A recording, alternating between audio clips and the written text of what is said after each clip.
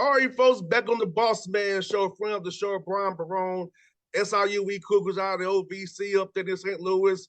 Brian, how things been with you, brother, since last talk a couple years ago, man?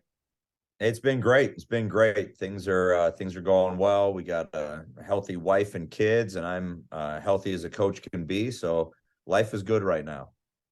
Can we it's been 4 years already, man, and since you've been at SIUE, can you believe it? No, I mean, because those 2 years I don't even know what happened. I don't know what year was year. We had a game every other day for 2 straight years. You're just you don't see people. You have masks on your face. You don't know you can't have pregame, you can't have postgame. You're just, next thing you know, 4 years later, here we go. So it's been a pleasure, though. There's no doubt about that. No doubt. And for you, how have you seen the program grow? Because I know in jobs such as yours at SIUE, it's a developmental job. You have to rebuild that thing from scratch. So how has it been having an administration who understands, hey, this is a rebuild and give you time to put your step on this program and look what it's doing now. 7-4 in non-conference play, top of the OVC. So it's giving you patience, let's do your thing, is paying off. Yeah, I mean, I think you just have to have people that understand like what has been done, what has been done here before and what hasn't. And you have to do things differently to get different results. And it's just from different things, from travel to how you eat to how you train. I always talk about, if it affects winning and losing, you got to fight for it. As you're building a culture and establishing a culture that hasn't really. Now, Division II, they've had a lot of success.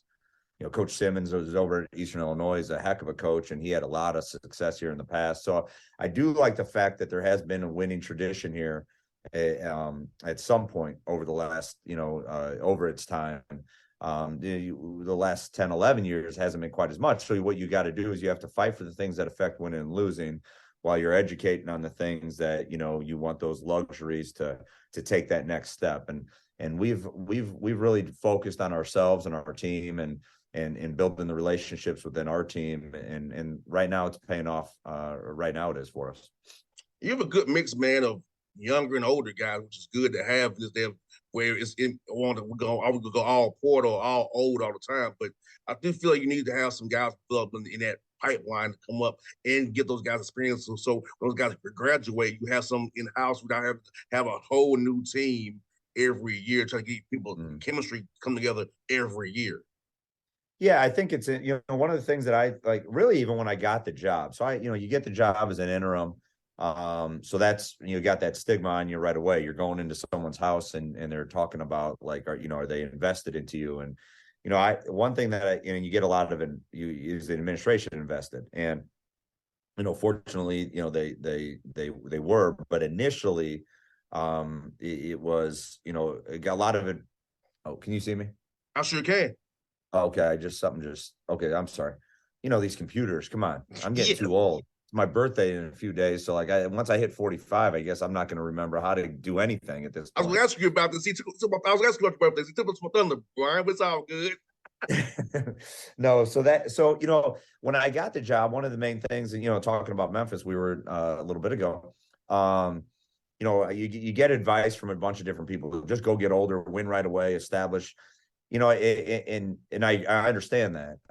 But I think in coaching, one of the two hardest things you got to do is you have to have that honesty within who you are and to your team, and you have to build genuine relationships. And you do that by sticking true to who you are. And, I thought, like, when we first got the job here, I went and got Lamar and Shamar Wright, and they were skinny, little guys that had a lot of talent. Probably weren't going to impact you from day one from a physical standpoint. But they were who I was about, and they were what my vision was. And we've done a pretty good job of sticking to that. The next year we have a lot of players, but, Rayshawn Taylor, local guy, again, a freshman, invested into this program.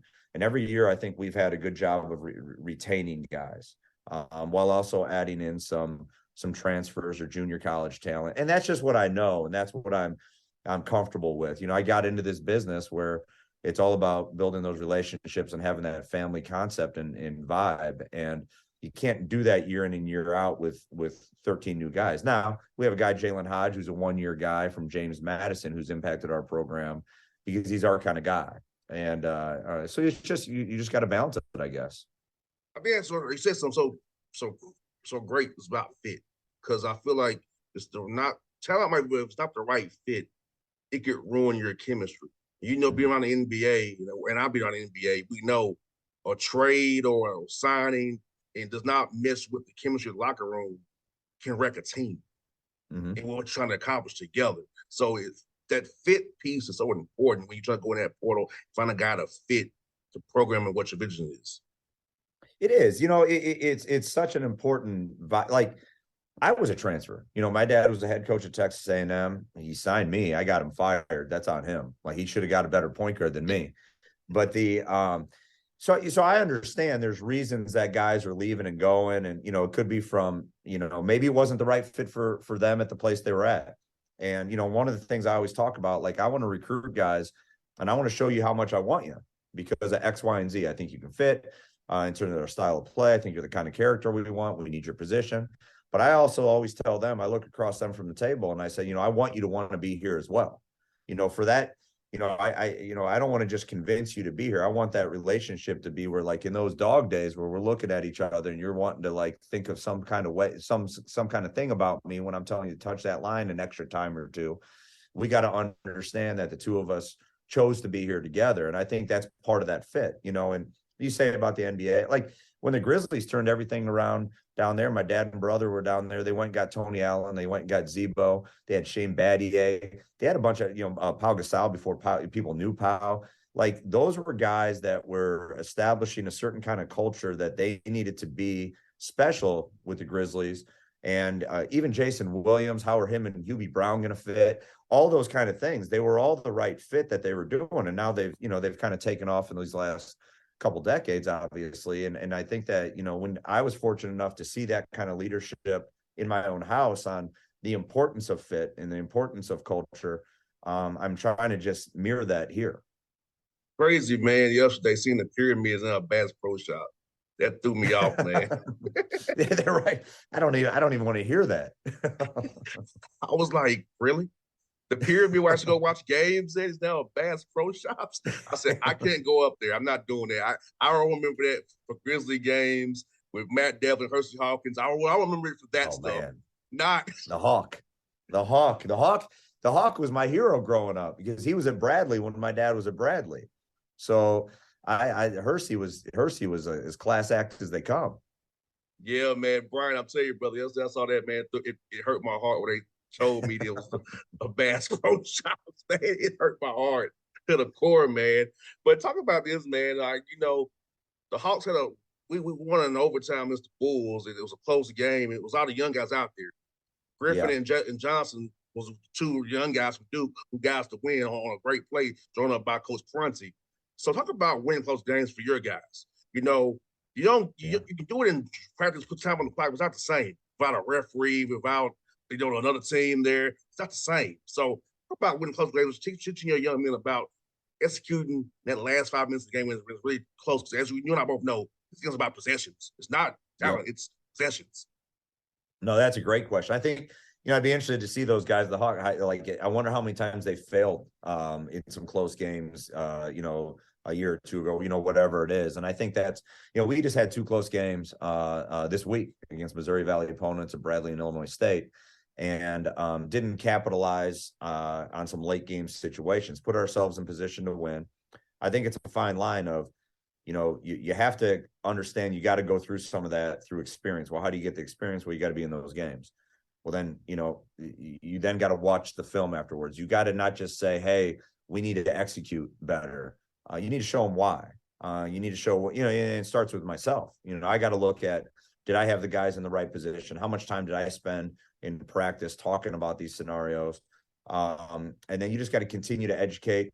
You got to build them up throughout it. Because sometimes when you lose those close games, you want to, as a coach, it feels good to yell. It feels good to say we could have done this better. But if you make it critical in terms of how to learn, I think those games will eventually turn in your favor if you continue to be in those type of games. No doubt. I feel like film work is so important. Film work, getting out because I'm a lot of guys. I'm visual, Brian. I'm very visual, so I know when I play football. Watching the film for me helped me seeing what defense do. So I got in the field. I knew how I got leverage. They could play man or zone or combo or whatever. So for me, film work was important. And also, I feel like when a young man's IQ gets that mind IQ where you can kind of see before it happens. It's one like a young man's really developed as a player. It really is really a guy you can trust because you can do that mind mental reps in your mind and get on the court and do it. It's like easy to you now. Oh, I remember it's on film. Let's make it happen.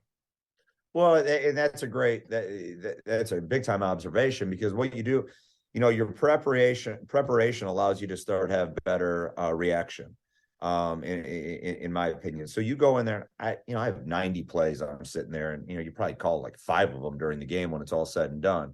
But you're always playing these scenarios in your head, and you're always, what am I anticipating? What am I thinking? What do I see going into the game? And then ultimately, at that time, you have to react. So you just want to continue to be prepared through that film work, through the scouting reports, through just like talking and walk through. So then the player, like I always tell our guys, like, I can't do what you guys do. You guys are good, man. Like, you guys can hoop. I just need to put you in a position where at that moment you have been there before. You're recognizing it. And now let the player play.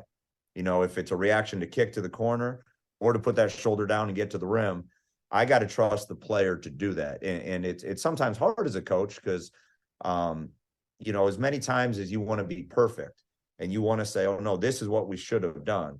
If you really look at it, there's a lot of times that a guy goes and makes a shot that I didn't draw, and they're big shots. And you just have to allow each other to kind of play off each other. But you do that through the preparation of film and scouting. No doubt. And I'm seeing OVC standings. I mean, you for the most part, you're all doing pretty good now, Carlos. Most of you 500 or above. You're Tennessee State or got above 500. Talk about OVC and the newcomers in the OVC there with Lindenwood, Little Rock, and USI are playing well right now. So you got a tough year in OVC. Look like up and down. Yeah, I mean it's a big time league. It's the I've been in it now 5 years with as being an assistant as well and going on 6. I think that the talent in this league, you look at the amount of NBA guys that are in there, just for lack of a better term. I mean, that's you see there's probably 5, 6, or 7 current NBA guys in the OVC right now. I think that you lost a few teams that people knew, but like Little Rock has always been very good. It's a very good program. USI is prepared to go to Division 1. They have administratively and basketball wise, and probably all sports. I know basketball better, obviously. They're prepared to do it. Lindenwood is carrying almost 30 athletics programs, so they know what it takes to run an athletics program. And then you got Tennessee State who's playing really. Yeah, I mean it's a league every night in a day in and day out. You're going to have some competition, and there's a lot of tradition and history within the league as well. And there's a ton of talent. No doubt. And I told people they'll be okay without Belmont and Murray. They'll be okay. Now, some rivalries went away, but the league's fine. Stan does a good job. So does Coach Kyle do a good job as well, and Darryl Walker. So who was down here at CAU for a little while here in Atlanta. Yep. So it's like, hey, and it's gonna be okay. And I see it. I see the talent growing. And I feel like with the super seniors and a lot of the COVID year, guys a little bit older, so it's gonna be even more party basketball. So it's like you all competing against Bradley and Illinois State being in those games. It's not shocking because guys a little bit older right now. Yeah, I mean, that's another great observation. I think with our team in particular, we really work on the relationships and the culture, and that's allowed our retention. You have 2 preseason all OVCs guys coming back for the first time in school history. That we've had that. We have a lot of you got the Wright twins that are essentially 4 starters from the previous year in some capacity. I think that's very important because I think the guys who are in the league and the guys who have seen the league grow within our team respect it, and they're like, oh, this is the right place. This is high level competition. You're treated well here. We coaches care about us. The players care about the coaches. The way they treat my wife and kids is just a blessing to me. So I think that if we, as teams in tradition, continues to be built upon and looked at, a team, the conference like the OVC, they've done a great job of marketing and branding ourselves with the tournament where it is in Evansville, and they're doing it again these next few years. I think it's just we've really sustained what we've built on over the last several years.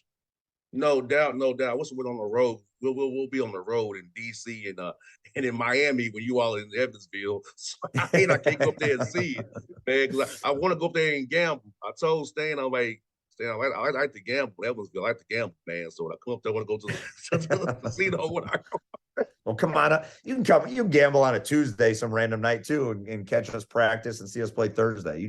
You name it, we got you. No doubt, brother. And talk about you. I saw you sign two guys, man, Jordan Pickett and Ethan Yance. Talk about those young men, which is how you see them fit into your program next year when they get to you guys. Yeah, one of the things that when I first took over, I really wanted to establish a better local presence, presence in recruiting locally. JP Jordan Pickett is a big time player locally. I think he can come in and contribute from day one for a variety of reasons. He has the ability to put the ball in the hole. He also has a very good IQ, and his body is, he's a big, strong kid already. So I'm excited about that. We've done a very good job locally creating a buzz with the kind of guys that the community's used to. And then they also have to have the right kind of surroundings around them because there's a certain kind of pressure locally. And I think JP is definitely capable of doing that. And then Ethan Yancey, he's originally from Houston. He's out in the Western Kansas playing one of the best junior college conferences in the country. Really has a knack to score. He's got good athleticism. That was a very big sign for us. Had a pretty high reputation and had a lot of options and really kind of fell in love with what we were, how we want. Again, that goes back to I really wanted him, but he also really wanted to be here. So to his credit and his surroundings, the people around him, they didn't want to look for the next thing. They wanted to look for the right thing. They felt it was us. So we're excited about those two guys coming in for sure. That's one I want to wish you happy early birthday. Your birthday will be on Thursday. That's happy early birthday. So, what is your plans for your birthday? And I know you have a game on the weekends. What are your plans for that night with the wife and kids, man? Oh, you know what? I have learned that my birthday doesn't matter anymore. And my birthday is more about what the four little ones want for my birthday. So we are going to definitely have some sort of cake that I'm sure one of my daughters is going to pick with a flavor. I get to we're actually going to read at my kid's school. We're doing community service that morning. We're going to then go to the Christmas show. I'll have 4 kids singing 8th through kindergarten. So that'll be about 2 hours of me sitting in, listen to a lot of glorious music that evening. And I'll probably hope to get them to bed and maybe sit down and talk to my wife for about 10 minutes when it's all said and done. But I wouldn't have it any other way. That's what family's about on my birthday. I got one more for you. Your birthday is 2 days from Christmas. So how was that growing up? Did you get shafted because it's so close to Christmas? Yeah, you know what? It was, and my brother's is right after. It's December 31st. So he always had he thought everyone was celebrating, his birthday was really just New Year's. But for me, I figured it out strategically. It took me a few years, but you go big on your birthday. All right. You go big for what you wanted on your birthday. You typically didn't get the big ticket item that Santa could follow up with 10 days later. But what you really did a good job of is you appreciated everything that I got on December 15th. You acted right. You were very graceful for everything. And then you just threw in there like, oh, it's okay. I didn't get my remote control car. I got everything I wanted. And usually Santa stepped up about 10 days later. But I had to appreciate everything on the 15th. But it took me a few years to figure that one out. Yes, indeed. I'm glad I'm in March. See, my mom was January 9th. So okay. My mom kind of, she said back when she grew up, she said, well, it's like, do you want this or this? She had an option. Yeah. Yeah. You reestablished your plan of attack on, okay, this didn't work. Maybe I was like Ralphie in Christmas Story. You had to go after that Red Ryder BB gun the right way. And eventually that BB gun showed up. Yes, indeed. Well, Brian, good to talk to you as always, my brother. Hope to see you soon. I hope look at the Hawks games. Hopefully, I can catch you in at Tennessee State or Evansville this year. We works out on off day for so I'll be cheering for you as always, brother. I'm going to talk to you again, man. Thanks. It's great. Thank you for having me. I always appreciate it. It was a lot of fun. Anytime, brother. Be safe. See you soon, man. Thank you. Appreciate you.